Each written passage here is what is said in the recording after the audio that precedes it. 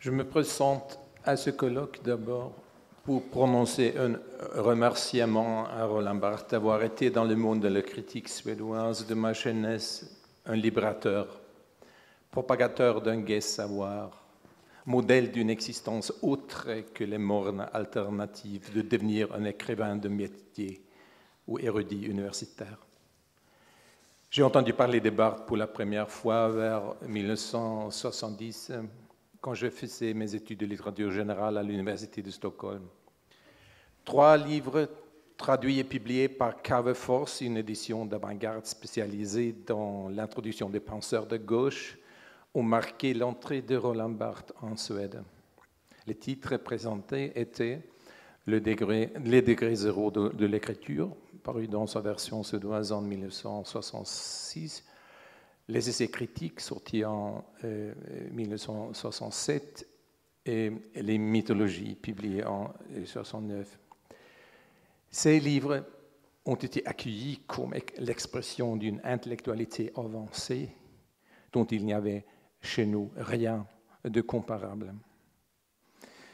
Barthes relevait d'un phénomène qu'on résumait dans le mot théorie. Qu'est-ce que cela veut dire? Dans la Suède d'après-guerre régnait un climat intellectuel caractérisé par le pragmatisme et l'empirisme.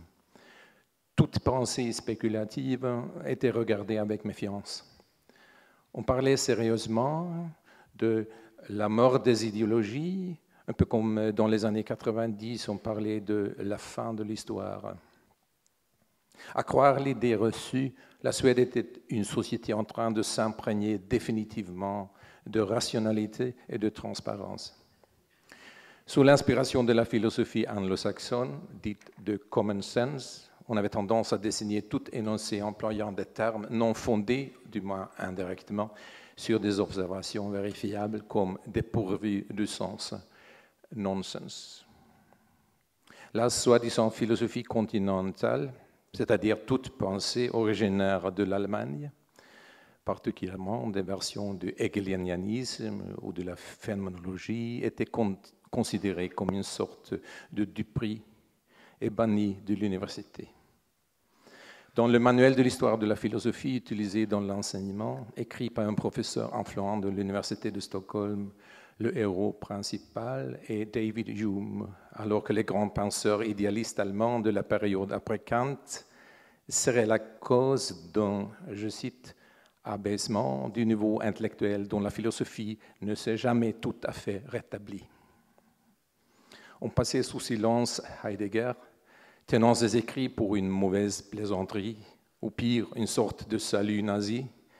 Peirce était presque inconnu, de même que dans le champ esthétique, Roman Jakobson et le formalisme russe. Je ne poursuivrai ce catalogue de vaisseaux absents. Quand les nouvelles tendances dans les sciences humaines se firent connaître en Suède vers la fin des années 60, cela a produit un effet de choc. Dans les cercles de jeunes intellectuels, partout où l'on avait le courage de se déconsidérer auprès de ce professeur, on voyait naître une activité fiévreuse visant à assembler ces matériaux hétérogènes et à se forger une vision du monde ou une stratégie de lutte.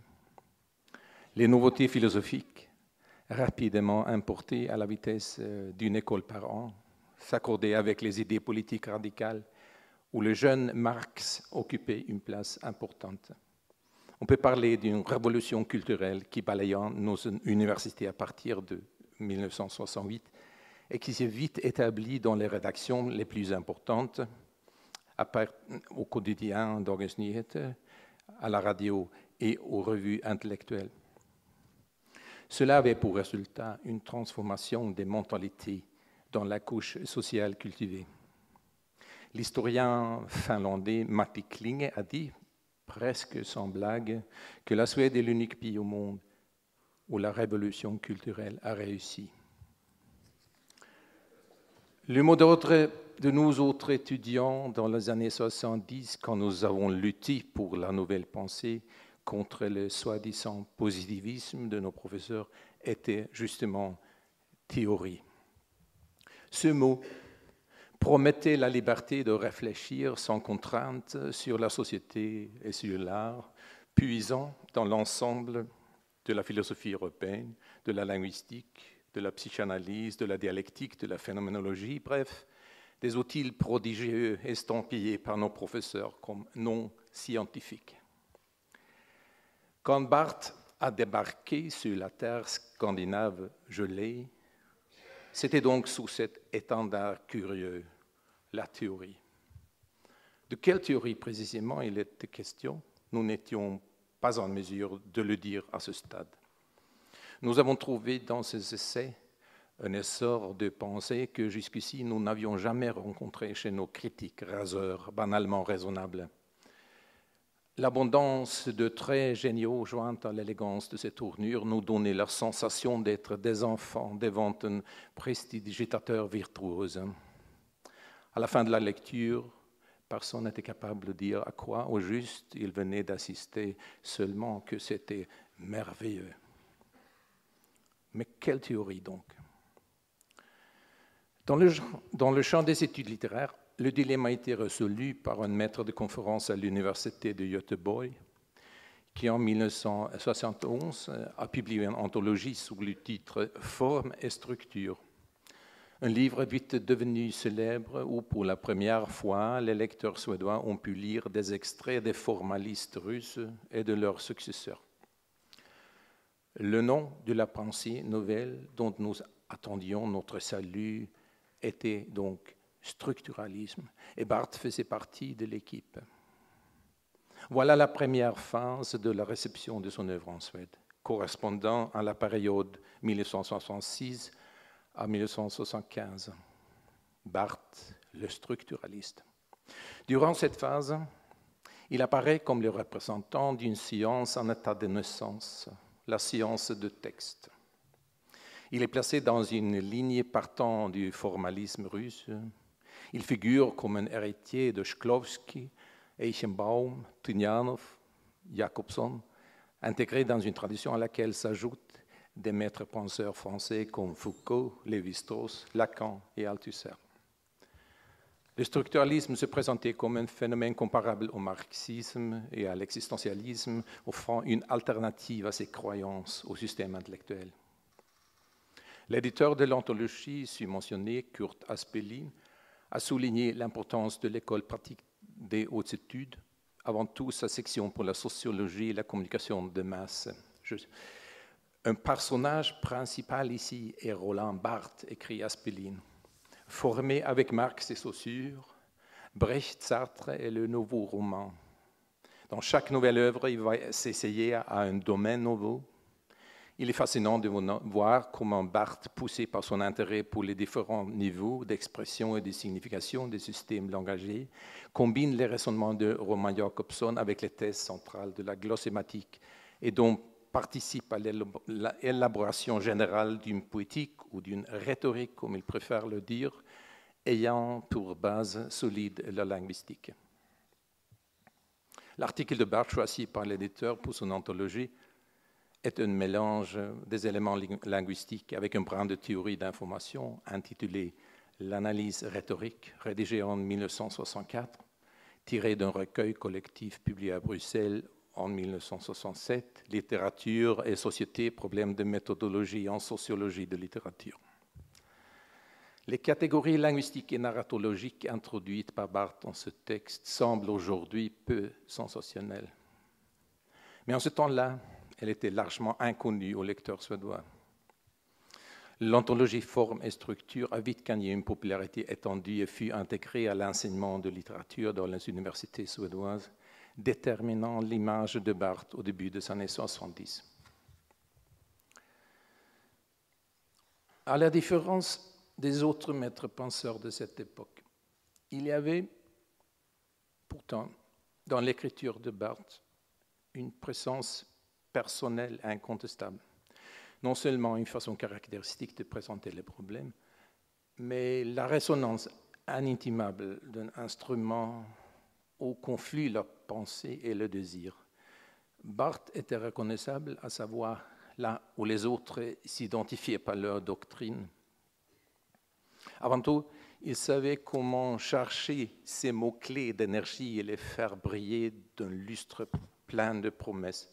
Des mots comme signe, écriture, connotation, code, etc. Les termes chez Barthes nous semblaient foncièrement différents des termes des savants ordinaires, n'étant pas, comme dans le conseil classique, le général sous lequel se range le particulier. Non, il était des êtres vivants.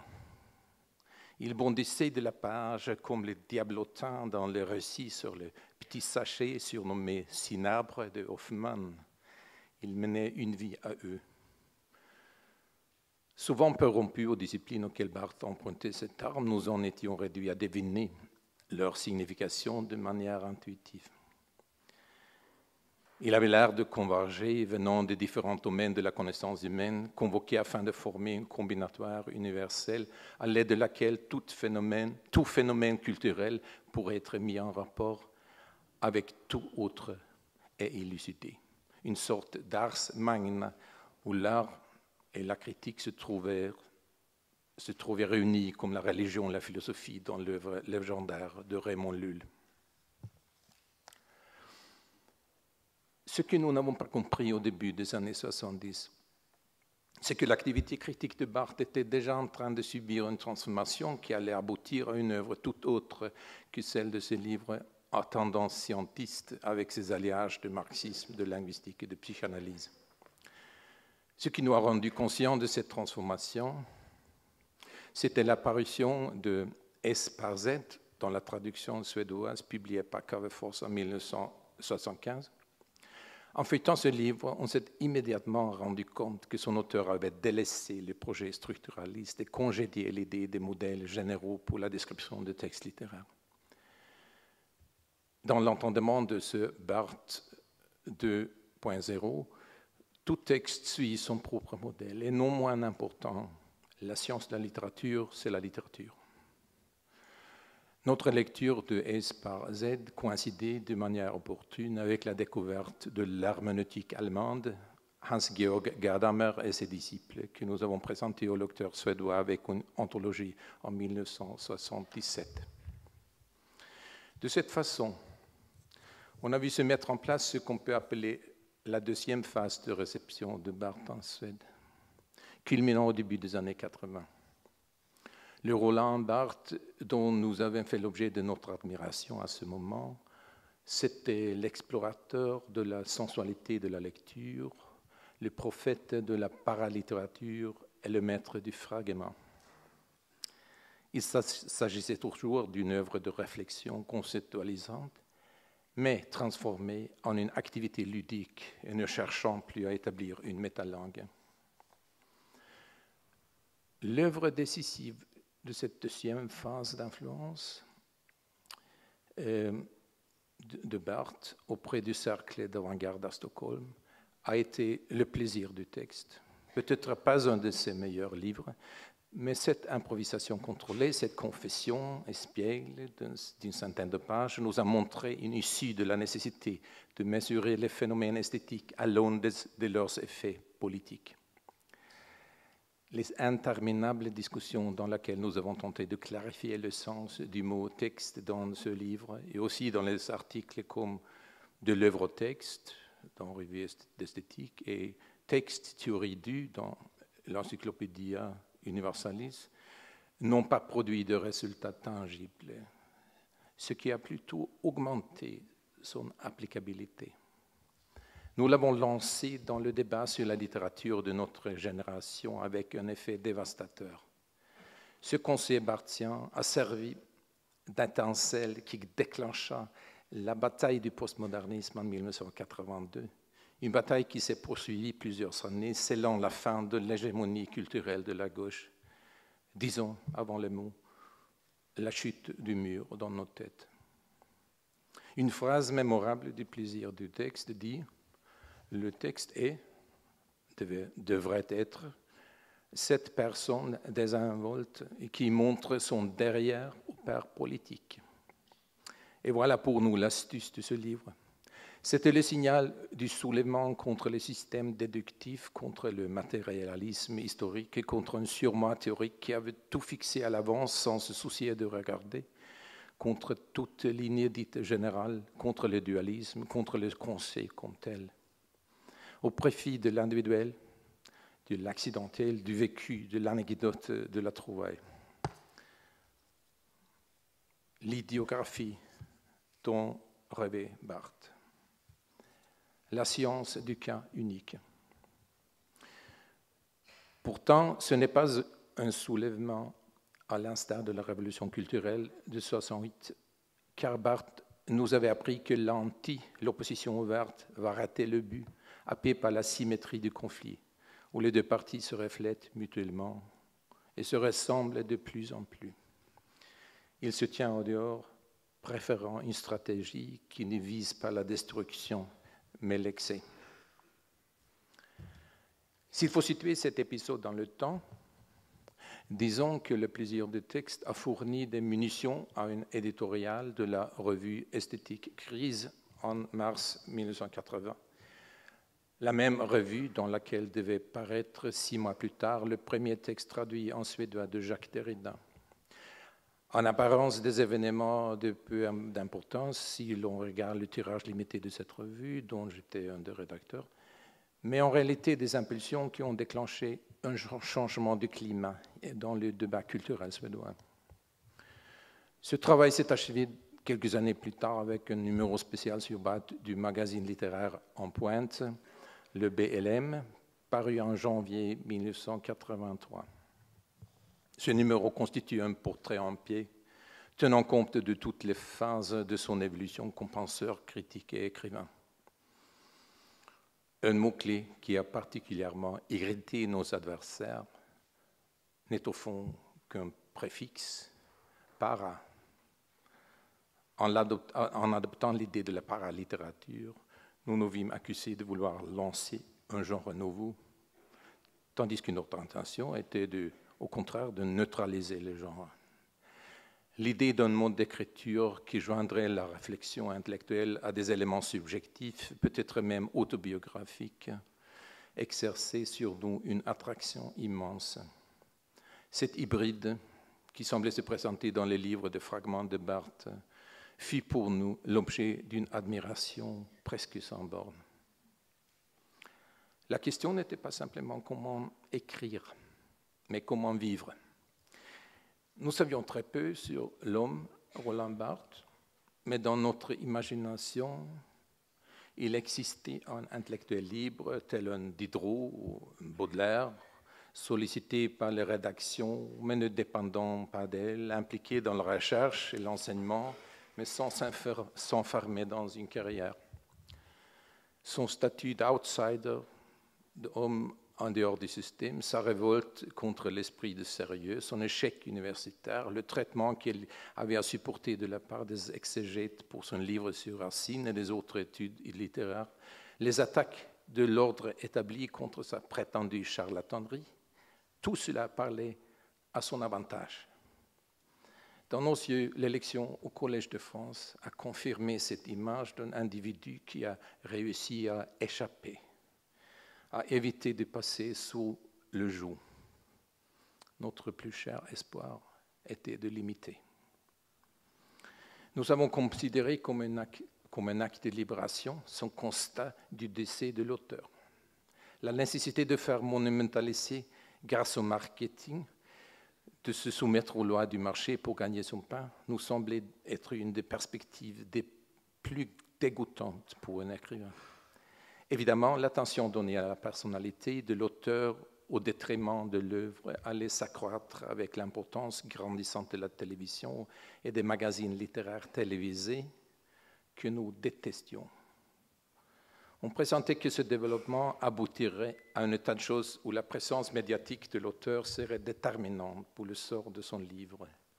Pour exprimer notre attitude, nous avons publié un numéro de la revue Crise en 1981, dans lequel toute signature était supprimée et laissait les articles présentés sans nom d'auteur. Le titre de mon exposé mentionne le culte de Barthes à Stockholm en 1980. Ce n'est guère une exagération.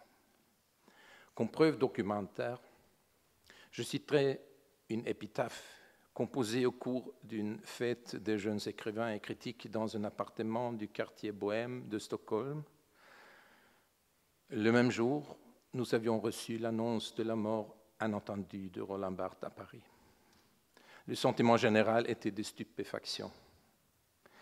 Quelques-uns des invités, dont les membres de la rédaction de Crise, ont improvisé, debout dans la cuisine, 4 lignes dans une langue qui n'était pas la nôtre, un français semi-inventé, fait de calembours, un petit poème dans lequel nous nous insurgions contre la mort qui venait d'enlever ce visage paternel. Une épitaphe proclamant en même temps l'avenir de son œuvre, s'ouvrant à la lecture comme une tombe au moment de la résurrection. Et je cite cette petite épitaphe de 4 lignes. Le cri de l'empire des cygnes s'écrie dans les traces inachevées du visage. Au festin de père s'éteint le jeu d'artifex. Le tombeau s'ouvre à jamais. Le cygne de Mallarmé prend ici son envol du titre du livre japonais de Barthes. Et plus loin, on voit Don Juan tenir compagnie à Jacques Lacan. Jouer avec le mot latin pour créateur, artifex, sert à évoquer le feu d'artifice qu'est l'écriture de Barthes, son impression de luxe éblouissant. Mais le mot essentiel est l'ouverture du livre, de l'œuvre, maintenant accessible sans réserve, les interprétations ne pouvant plus être démenties par l'auteur. Ce qui a surtout caractérisé la deuxième phase de réception de Barthes en Suède, c'est moins son action sur la critique que son influence sur nos artistes, et non seulement sur les écrivains et les poètes, mais aussi sur les peintres, les musiciens, les chorégraphes. Parmi les artistes les plus influencés par Barthes, je voudrais citer Ulla Billgren, figure principale de la peinture suédoise, à partir des années 60 jusqu'à sa mort en 2000, et la chorégraphe Margareta Åsberg, emblématique de la danse postmoderne en Suède. Je dirais que l'influence de Barthes a réveillé chez Billgren le désir d'écrire sur son art sur un mode attaché, pratiquant une analyse poussée du fonctionnement des éléments de peinture. À Åsberg, les écrits de Barthes ont donné l'impulsion de créer une danse à dimension verbale, comprenant non seulement le mouvement, le décor et la musique, mais aussi le texte. Dans son œuvre novatrice, Fragment d'un cube de 1981, les danseurs récitent des textes tirés des essais critiques de Barthes, tout en exécutant leur partie chorégraphique. Pour être honnête, il faut reconnaître que la présence de Barthes dans notre monde littéraire s'est éclipsée un peu après avoir connu une apogée au milieu des années 80. À l'esthéticisme libertaire de cette décennie a succédé le revanchisme social des années 90, empreinte de la doctrine de Pierre Bourdieu, dont les écrits sur le capital culturel ont connu un succès remarquable en Suède. Barthes, dans ce contexte, a été perçu comme une âme pas trop riche en culture, et pour cela tacitement rejeté par une grande partie de la nouvelle génération, à l'exception de La Chambre est claire, qui garde jusqu'à nos jours une position de traité classique sur la phénoménologie de la photo. Pourtant, peut-être le temps est venu de signaler le retour de Barthes. Cet automne, on a vu paraître 2 titres en réédition, publiés par 2 éditeurs d'avant-garde. La maison d'édition moderniste a sorti l'ancienne traduction des Fragments d'un discours amoureux et l'édition Phaéton, une nouvelle traduction du plaisir du texte. Il est difficile de pronostiquer le sort de ce livre dans les biotopes culturels existants, tellement différents de l'époque qui a vu le triomphe de son auteur. La prééminence de la linguistique semble être un chapitre terminé dans la pensée occidentale. L'autorité des grandes figures de la critique s'est sensiblement réduite dans le monde numérique avec ses réseaux de communication horizontaux et géographiquement illimités. Wikileaks est un détrompeur plus puissant que la philosophie. Personne ne débarque plus sur notre sol septentrional en brandissant l'étendard impérieux de la théorie. Et où en est l'ennemi de nos jours? La culture classique ne sert plus de citadelle assurant la domination des élites. L'anarchisme subtil de Barthes se trouverait aujourd'hui face à une société marquée par une fragmentation et un relativisme qui rendrait la résistance à la doxa fort difficile, déjà par manque d'une doxa repérable. Toutefois, le ton unique de Barthes, sa manière vive, douce, non agressive de parler, sérieuse, sans prétention, prête à expliquer sans vouloir inculquer. Cette voix inimitable n'a pas vieilli. Elle n'a jamais créé une école, et c'est pourquoi nous allons retourner à ses écrits pour l'écouter et pour participer à son plaisir.